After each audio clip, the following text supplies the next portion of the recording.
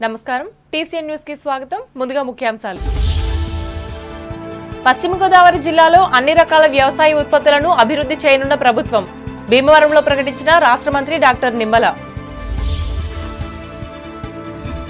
పుస్తకాలు చదవడం ద్వారా చేకూరునున్న విజ్ఞానం తణుకు విశాలాంధ్ర సభలో స్పష్టం చేసిన ఎమ్మెల్సీ రవీంద్రనాథ్ ముఖ్య అతిథిగా పాల్గొన్న సామాజికవేత్త డివివిఎస్ వర్మ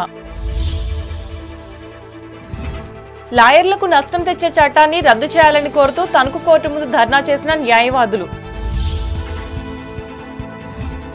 తణుకు రామకృష్ణ సేవా సమితిలో అలరించిన గాత్ర యుగలం ప్రతిభను కనపరిచిన సంగీత కళాకారులు సాయిలక్ష్మి వైష్ణవులు ప్రశంసించిన నిర్వాహకులు తాడేపల్లిగూడెం మండలం బంగారుగూడెం గ్రామంలో బాలత్రిపుర సుందరి పీఠంలో ప్రత్యేక పూజలు చేసిన భవానీలు అభివృద్ధి సంక్షేమ పథకాల అమలుపై ప్రత్యేకంగా దృష్టి సారించాలి నిర్దవోలు మండల పరిషత్ సభలో అధికారులకు హితవు పలికిన రాష్ట్ర మంత్రి కందుల గ్రామీణ ప్రాంతాల్లో మౌలిక సదుపాయాల కల్పనకు ప్రత్యేక ప్రాధాన్యం నల్లజర్ల మండలంలో హామీ ఇచ్చిన గోపాలపురం ఎమ్మెల్యే మద్దిపాటి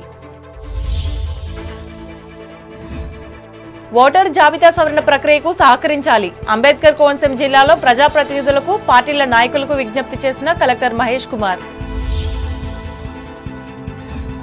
ఉచిత ఇసుక హామీలను తక్షణమే అమలు చేయాలి అంబేద్కర్ కోనసీమ జిల్లా కలెక్టరేట్ ముందు ధర్నా చేసిన భారత కమ్యూనిస్ట్ పార్టీ కార్యకర్తలు వినతి పత్రం అందించిన నాయకులు తెలుగుదేశం పార్టీకి వెన్నంటి ఉన్న కార్యకర్తలకు ప్రాధాన్యతనిచ్చి న్యాయం చేస్తా ఆత్రేయపురంలో వెల్లడించిన కొత్తపేట ఎమ్మెల్యే బండారు ద్వారకా తిరుమలలో గాయత్రీదేవిగా దర్శనమిచ్చిన కుంకుల్లమ్మ అమ్మవారు పూజలు చేసిన ప్రజలు రాష్ట్ర పునర్నిర్మాణంలో అందరూ భాగస్వాములు కావాలి ఏలూరులో పిలుపునిచ్చిన రాష్ట్ర మంత్రి పార్థసారథి పశ్చిమ గోదావరి జిల్లాలో వరి ఆక్వా కొబ్బరి పౌల్ట్రీతో పాటు వాటి అనుబంధ విభాగాలను కూడా అభివృద్ధి చేస్తామని రాష్ట్ర జల వనరుల అభివృద్ధి శాఖ మంత్రి డాక్టర్ నిమ్మల రామానాయుడు తెలిపారు జిల్లా కేంద్రమైన భీమవరం కలెక్టరేట్లో స్వర్ణాంధ్ర 2047ను పురస్కరించుకుని జిల్లా విజన్ డాక్యుమెంట్ తయారీపై శుక్రవారం నిర్వహించిన సమీక్షా సమావేశంలో ఆయన పాల్గొని మాట్లాడారు వ్యవసాయ యాంత్రీకరణ రైతులకు రుణాల స్థాయి పెంచుతూ నిర్ణయం తీసుకోవడం జరిగిందన్నారు టెంపుల్ టూరిజం కోసం యాక్షన్ ప్లాన్ సిద్ధం చేస్తున్నామన్నారు ముఖ్యమంత్రి చంద్రబాబు ఉప ముఖ్యమంత్రి పవన్ కళ్యాణ్లకు ఉమ్మడి జిల్లాలపై ప్రత్యేకమైన అభిమానం ఉందని గుర్తు చేశారు అందుకోసం సమస్యలన్నిటినీ అధిగమించి ఈ జిల్లాను మరింత అభివృద్ధి చేస్తామని ప్రకటించారు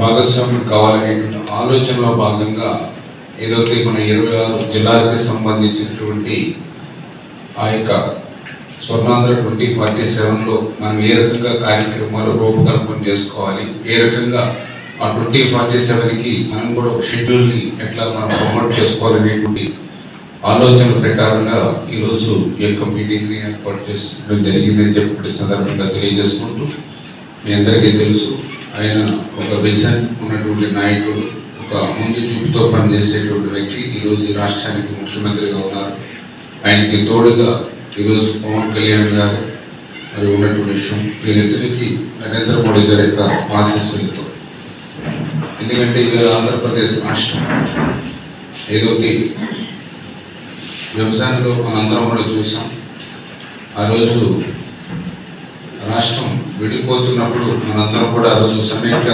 ఉద్యమం కూడా పెద్ద ఎత్తున ఇటు అధికారులు కానీ న్యాయం కానీ పెద్ద ఎత్తున మనందరం కూడా చేసాం ఏదైతే రాష్ట్రం విభజన జరిగితే ఆంధ్రప్రదేశ్ ఎక్కువ నష్టం జరుగుతుందనేటువంటి భావంతో కానీ ఈరోజు చూస్తే 2014 రాష్ట్ర విభజన కంటే కూడా 2019-24 గత ప్రభుత్వ పాలన వల్ల ఈ రాష్ట్రం ఎక్కువ నష్టపోయేటువంటి పరిస్థితి ఈరోజు మనందరికీ కూడా అర్థమవుతున్నటువంటి పరిస్థితి రాష్ట్రాన్ని కూడా నిలపాలనేటువంటి ఆలోచనలో భాగంగా మరి యొక్క స్వర్ణాంధ్ర 2047ని కూడా తీసుకోవడం జరుగుతుంది ఏదైతే ఇంకా 2024-29 ఈ 5 సంవత్సరాల్లో మరి ఎవ్రీ మినిమం ఒక 15% వృద్ధి రేటు ఉండేటువంటి విధంగా ఒక ప్రణాళిక చేసుకోవాలనేటువంటి ఆలోచనతోటి ఈ యొక్క స్వర్ణాంధ్ర మరి జిల్లా కలెక్టర్ చదలవాడ నాగరాణి అధ్యక్షతన జరిగిన ఈ సమావేశంలో ఉండి, నర్సాపురం, తాడేపల్లిగూడెం ఎమ్మెల్యేలు కనుమూరు రఘురామకృష్ణంరాజు,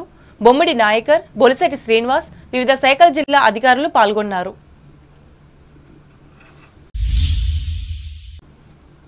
విజ్ఞానదాయకమైన పుస్తకాలను అందిస్తూ విశాలాంధ్ర పబ్లిషింగ్ హౌస్ తెలుగు ప్రజలకు విశిష్ట సేవలు అందిస్తున్నట్లు ఎమ్మెల్సీ వంక రవీంద్రనాథ్ తెలిపారు. ఈ సంస్థ ఆధ్వర్యంలో తణుకు పాలిటెక్నిక్ కళాశాల ముందు శుక్రవారం ఏర్పాటు చేసిన సంచార పుస్తక ప్రదర్శనను ఆయన ప్రారంభించి మాట్లాడారు. అన్ని రంగాలకు చెందిన పుస్తకాలను అధ్యయనం చేయడం ద్వారా విజ్ఞానం పెరుగుతుందని ఆయన పేర్కొన్నారు.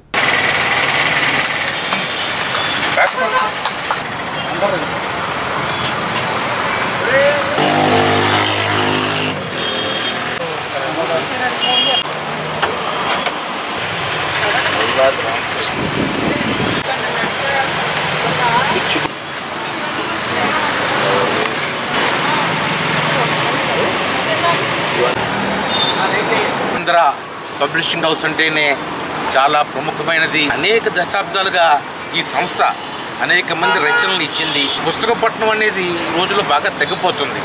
కానీ మనం కంప్యూటర్లో చూసుకున్న, మొబైల్లో చూసుకున్న దానికంటే కూడా ఫిజికల్గా ఆ పుస్తకాన్ని చేతితో పట్టుకుని చదవడం అనేది దాని యొక్క మెమరీ అనేది చాలా విశేషంగా ఉంటుంది. దాని మీద ఆసక్తి బాగా ఎక్కువ ఉంటుంది. అసలు పుస్తక పఠనం అనేది మళ్ళీ ఇప్పుడు నేర్చుకోవాలి. నేటి తరమందరూ కూడా పుస్తకాలు చదవడం, పుస్తక పఠనం ప్రత్యక్షంగా చేయడం ద్వారా వారి యొక్క విజ్ఞానం బాగా పెరుగుతుంది. అలాగే విశ్లేషణ శక్తి కూడా బాగా పెరుగుతుంది. ముఖ్యంగా విశాలాంధ్ర అంటే మనకందరికీ బాగా తెలుసు. అనేక సాహిత్యాలు, అనేక అభ్యుదయ భావాలు, ఉత్సాహాన్ని కలిగించేటటువంటి పిల్లల పుస్తకాలు, అన్ని కాలాలకి అన్ని రంగాలకు ఉపయోగపడేటువంటి పుస్తకాలని విశాలాంధ్ర పబ్లిషింగ్ హౌస్ ఉంచింది. మరి అప్పట్లో శ్రీ గారు రాసినటువంటి ఒక మహాప్రస్థానం కానీ, లేకపోతే ఏవైనా మన కనక దృష్టి కానీ, ఇవన్నీ విశాలాంధ్ర పబ్లిషింగ్ హౌస్ ఇలాంటి బ్యానర్ల నుంచి అనేక మంది పిల్లలు కొనుక్కుని చదువుకుని వాళ్ళు ఎంతో చక్కటి ఆలోచనలోకి వచ్చారు. మరి ఈ తణుకు చుట్టుపక్కల ప్రాంతం ఈ ప్రజలందరూ కూడా ఈ పబ్లిషింగ్ హౌస్కి వచ్చి చక్కటి పుస్తకాలన్నీ మీరు కొని చదివి మీ విజ్ఞానాన్ని పెంచుకోవచ్చని కోరుతున్నారు. ఈ కార్యక్రమంలో దారిదీపం మాసపత్రిక సంపాదకులు, ప్రముఖ సామాజికవేత్త డివిఎస్ వర్మ, సిపిఐ జిల్లా కార్యదర్శి కోనాల భీమారావు, డాక్టర్ భూపతిరాజు రమేష్ చంద్రబాబు, మహిళా సంఘం జిల్లా అధ్యక్షురాలు సిక్లే పుష్పకుమారి, పార్టీ పట్టణ కార్యదర్శి బొద్దాని నాగరాజులు పాల్గొన్నారు.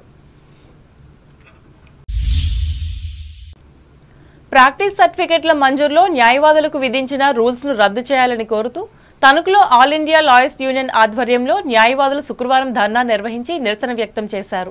ఈ సందర్భంగా యూనియన్ జిల్లా ప్రధాన కార్యదర్శి కామన మునిస్వామి మాట్లాడుతూ, గతంలో న్యాయవాది తన వృత్తిలో నిర్లక్ష్యం వహించి తన క్లయింట్కు నష్టం కలిగినట్లు భావిస్తే బార్ కౌన్సిల్కు ఫిర్యాదు చేసేవారని చెప్పారు. కానీ కొత్తగా తీసుకొచ్చిన చట్టం ప్రకారం న్యాయవాదిగా వృత్తి చేసేవారు కనీసం 12 రికార్డ్స్ కానీ 5 వకల్తాలు కానీ ఫైల్ చేసిన వారికే ప్రాక్టీస్ సర్టిఫికేట్ ఇస్తామని చెప్పడం సరికాదన్నారు. దీనికి ఖండిస్తూ దేశవ్యాప్తంగా ఉన్న న్యాయవాదులు ఉద్యమాలు నిర్వహిస్తున్నట్లు ఆయన చెప్పారు. దీనిని పరిగణలోకి తీసుకుని కొత్త చట్టాన్ని రద్దు చేయాలని కేంద్ర ప్రభుత్వాన్ని డిమాండ్ చేశారు. అలాగే జూనియర్ న్యాయవాదులందరికీ 5,000 రూపాయలు గౌరవ వేతనం ఇవ్వాలని, సీనియర్ న్యాయవాదులకు పెన్షన్ సౌకర్యం కల్పించాలని కోరారు. ఈ కార్యక్రమంలో సభ్యులు Kauru Venkateswarlu, Potla Suresh, Vennapu Sudhakar, B Victor Babu, Chintapalli Nageswararao, R Ravikumar, P ధనుంజయలతో పాటు న్యాయవాద గుమస్తా ఈమడి సిద్ధేశ్వర ప్రసాద్లు పాల్గొన్నారు.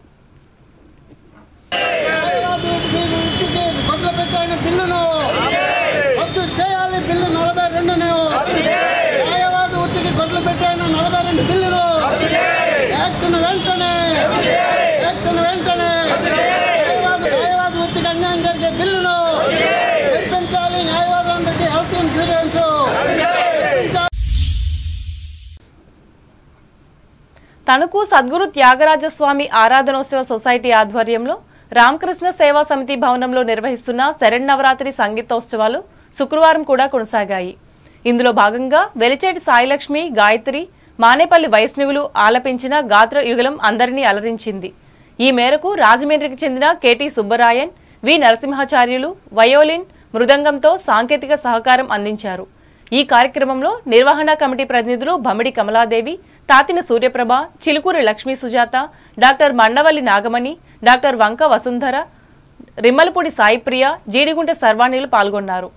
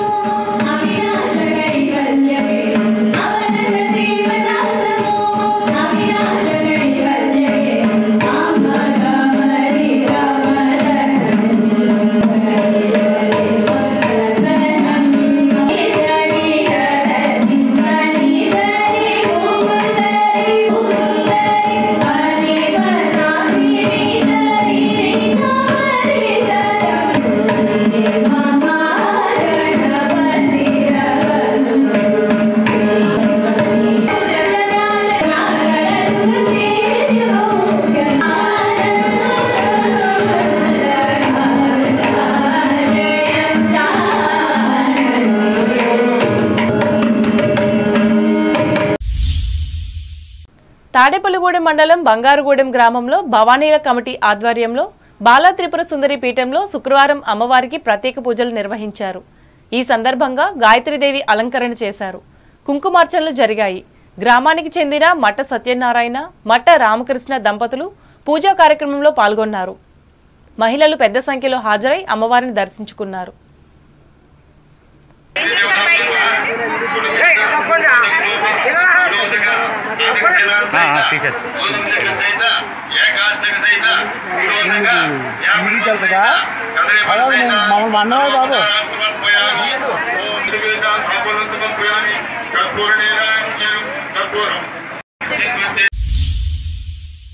తాడేపల్లిగూడెం రూరల్ మండలం పడాల గ్రామంలో గల అయ్యప్ప స్వామి గుడిలో ఈ నెల 12 నుండి స్వాములకు ఉచితంగా భిక్ష పెట్టేందుకు ఏర్పాట్లు చేస్తున్నారు. పట్టణం నుంచి ఏలూరు వైపు వెళ్లే రోడ్డులో ఈ ఆలయం ఉంది. పీఠం స్వాములు పూజ చేసుకోవడానికి అన్ని సమకూరుస్తున్నారు. భిక్ష స్వాములకు 92 రోజులు ఉచితంగా పెడతారు. స్వర్గీయ కొవ్వూరు గాంధీరెడ్డి, వారి కుమారుడు హేమంత్ రెడ్డి పేరిట గాంధీరెడ్డి సతీమణి అమ్మాజీ ఆర్థిక సౌజన్యంతో ప్రతి సంవత్సరం క్రమం తప్పకుండా ఈ కార్యక్రమం నిర్వహిస్తున్నారు. దాతలు సహకారం కూడా తీసుకుంటారు. కావున అయ్యప్ప దీక్షదారులు పీఠం భిక్ష అవకాశాన్ని వినియోగించుకోవాల్సిందిగా అయ్యప్ప సేవా సమితి అధ్యక్షులు నిమ్మల బాబ్జీ విజ్ఞప్తి చేశారు. ఈ కార్యక్రమంలో సెక్రటరీ గ్రంథి సత్యనారాయణ, కోశాధికారి ద్వారంపూడి దేవరాజరెడ్డి, కమిటీ సభ్యులు పాల్గొన్నారు. ఇప్పుడు వాణిజ్య ప్రకటనలు.